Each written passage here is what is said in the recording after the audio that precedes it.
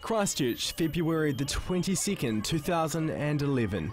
At 12:51, a 6.3 magnitude earthquake hit the city.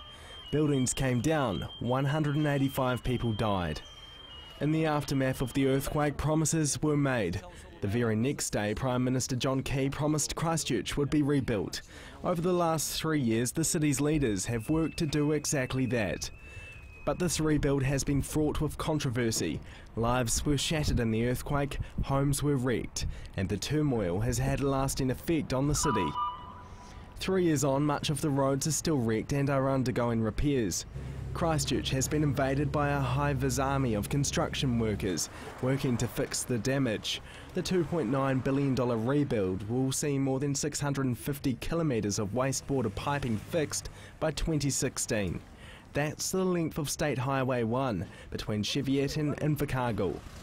It's a massive job. About 50% of the work should be finished by the end of the year. But it's tough for Cantabrians. The constant stream of road cones is a sign that life is yet to return to normal. Once the last cone disappears, will normalcy return? Elsewhere in the city, buildings are going up. Designs for a new city are starting to become a reality. The Earthquake Recovery Minister called 2013 the year of the rebuild. That rebuild is now finally starting to take shape in 2014.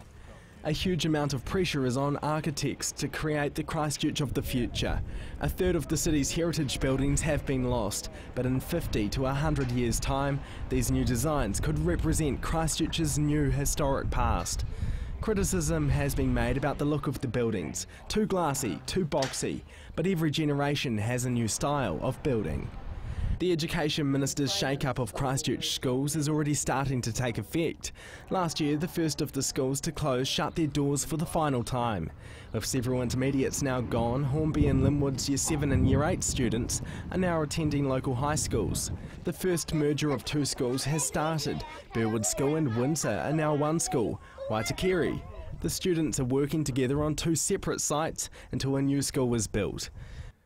Looking to the future, and the government wants to make its blueprint a reality as soon as possible. Once complete, these projects should attract investors to the city, or at least that's the idea. The government's blueprint for the central city was released in July 2012. Work on the Avon River precinct has already started, and the public has been left impressed. And it's brilliantly designed, well worked out. You've got that nice boardwalk that runs along the river there, sort of get up close and personal with it. I think it's absolutely fantastic. 9 other major projects will start later this year. After acquiring land from investors, work on the eastern frame has already started. Patches of green are slowly appearing, like a quilt hugging the CBD. But littered throughout the central city are buildings left untouched for 3 years. Is that good enough? Flamboyant property developer Anthony Goff would disagree. I know heritage advocates would say we should save everything. Let's get realistic. There is not an endless pot of money. Let's pick the winners and let's go with those. Things like this need to be moved off the site and turn to the grass, whatever. Sarah declined a request to tour the CBD 3 years on, explaining away the abandoned buildings as isolated cases, each one different, involving complex insurance issues.